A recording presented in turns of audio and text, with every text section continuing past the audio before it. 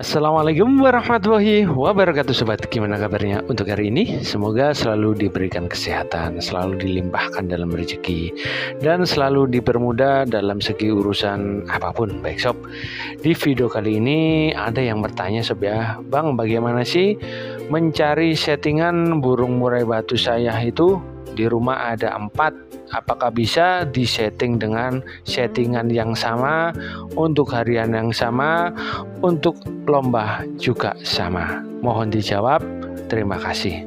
Baik sob, untuk masalah settingan sob ya, menurut saya dikarenakan burung satu dengan burung yang lain itu memiliki karakter dan kondisi yang dialami untuk sekarang ini beda-beda, maka menurut saya harusnya diperlakukan atau dilakukan rawatan sesuai dengan karakter dan kondisinya. Itu sob ya. Ya bisa saja ya sob ya kalau untuk masalah rawatan dibuat sama.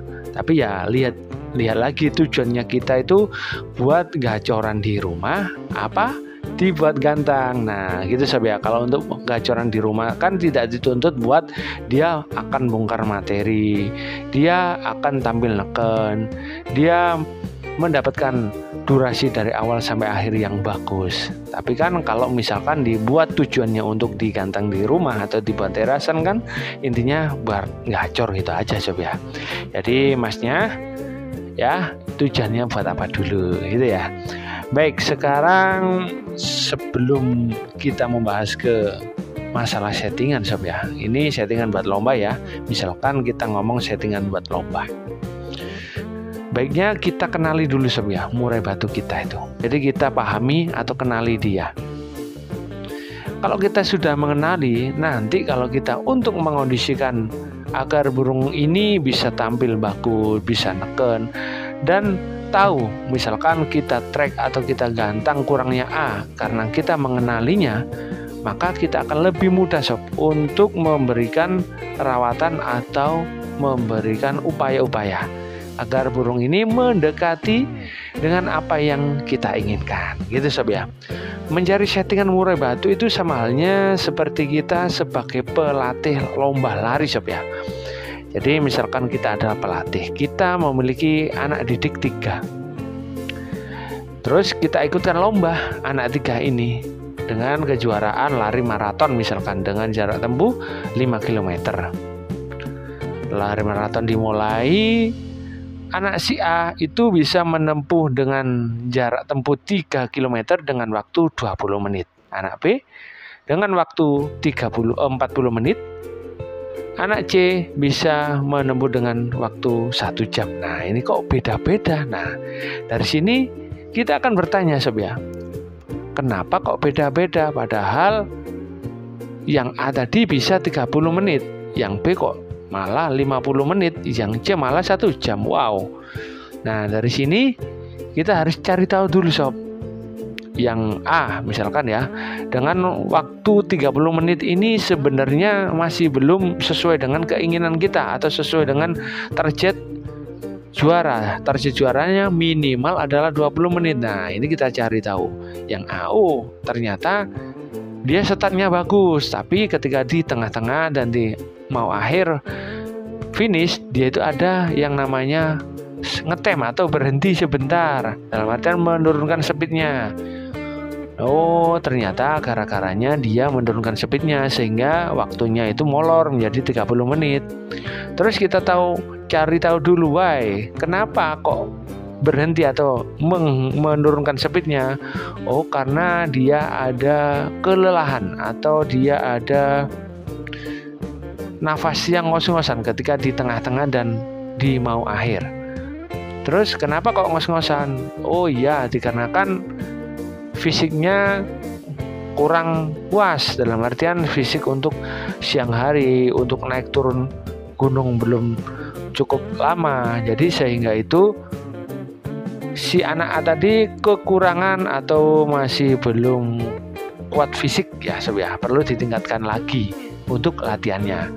Jadi masalahnya dia ada ngetemnya di tengah, ternyata solusinya yaitu dia diperlakukan fisik, dikarenakan dia adalah ada masalah atau masih kurang masalah fisik di pernafasan, sehingga selanjutnya dia dilakukan lari di siang hari. Untuk yang B, kenapa kok waktunya 50 menit? Oh, ternyata dia itu startnya tidak bisa kenceng, jadi startnya pelan terus di tengah-tengah juga ada ngetem yang cukup lama, terus sempat berhenti juga.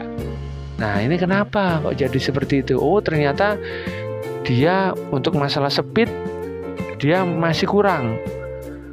Terus untuk masalah fisik dia juga masih kurang. Terus ketika di jarak 2 km dia sudah lemah, hampir kehabisan tenaga.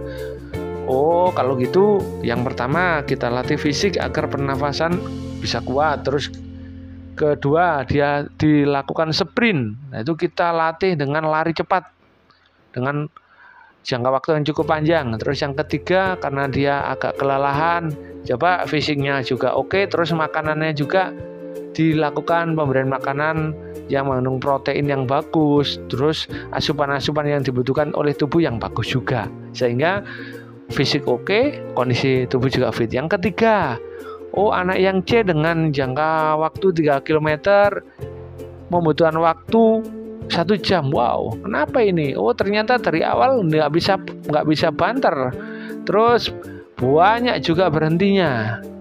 Nah, ini kenapa ini? Oh, ternyata si anak yang C tadi itu berat badannya berlebihan, sehingga dia itu capek atau dia itu berat untuk lari. Terus yang kedua, pernafasan atau ngos-ngosan dia itu.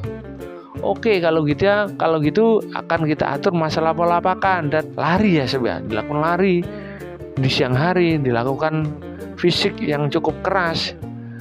Ya, karena kan untuk menguruskan badan juga dan untuk mendapatkan tenaga dan latihan masalah pernafasan. Nah, sama halnya seperti burung sob. Kalau misalkan kita mempunyai burung 3, itu sebenarnya ada masalah satu semua ada masalahnya. Ya kita cari tahu dulu sob, masalahnya apa. Misalkan burungnya ini mau tampil di awal, habis itu dia itu banyak ngetemnya, tampil lagi, ngetem lagi. Kenapa kok seperti itu? Oh, ternyata burung ini tenaganya ada kurangnya, sehingga ketika otot di awal dia itu ada kekurangan tenaga, sehingga burungnya itu ngetem atau berhenti sejenak untuk mendapatkan tenaga lagi. Habis itu jalan lagi, tapi ya kurang maksimal, namanya kurang tenaga. Oh, kalau gitu selanjutnya di hariannya coba kita lakukan fisik, misalkan untuk dimasukkan tenggaran, burung coba di sauna. Kalau kita misalkan mengenali burung kita akan lebih enak sob. Jadi kita tahu, oh burung saya ini karakternya seperti ini. Dia itu ketika dilakukan perawatan seperti ini, dia itu akan memberikan reaksi seperti ini. Jadi di dalam merawat burung dan memberikan settingan yang pas agar burung mau nampil maksimal itu, baiknya ya sob ya, yaitu satu, kita harus tahu atau kenal dulu sob burung kita satu persatu dan tahu kondisinya burung kita. EF-nya apa yang disuka, furnya apa yang disuka, furnya apa yang cocok, dan burung kita gimana reaksinya ketika saat kita lakukan penyemburan, gimana reaksinya burung kita saat setelah kita lakukan pengembuaran, gimana reaksinya burung kita saat setelah kita lakukan full kerodong.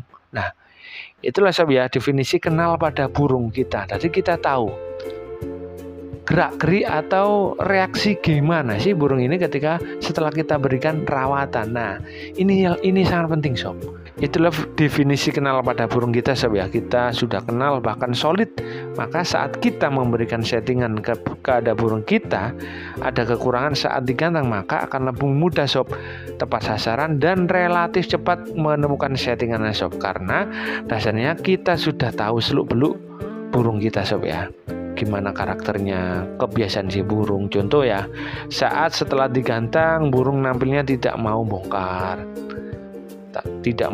materi full, durasi kerja tadi jarang keluar tembakannya. Nah, dari sini kita akan langsung otomatis memberikan upaya-upaya lebih tepat sob, karena kita sudah tahu kebiasaan burung sudah tahu karakter si burung, sudah tahu reaksi si burung ketika kita setelah memberikan rawatan.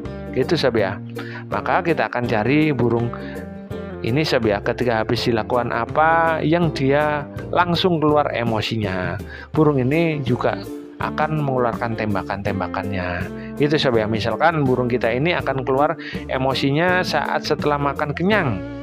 Nah, di situ maka saat si burung mau naik, kita akan bisa mengupayakan dengan mencoba memberikan makan kenyang sob, karena hariannya ketika burung ini setelah diberikan makan kenyang, burung ini keluar emosinya dan banyak mengeluarkan tembakan-tembakan. Contohnya seperti itu sob ya. Hanya memberikan gambaran ya sob ya, karena kalau untuk memberikan settingan yang pas buat burung sampean, saya rasa sampean yang akan lebih tahu sob, karena tahu kebiasaan burung, tahu kondisi burung, tahu burung jenengan ini sukanya EF yang apa, burung ini sukanya atau cocoknya pakai EF apa. Itu sob ya. Jadi alangkah baiknya kita kenali dulu burung kita, lanjut tes gantangan, lanjut eksekusi kekurangannya dengan mengupayakan secara konsisten. Itu sob ya.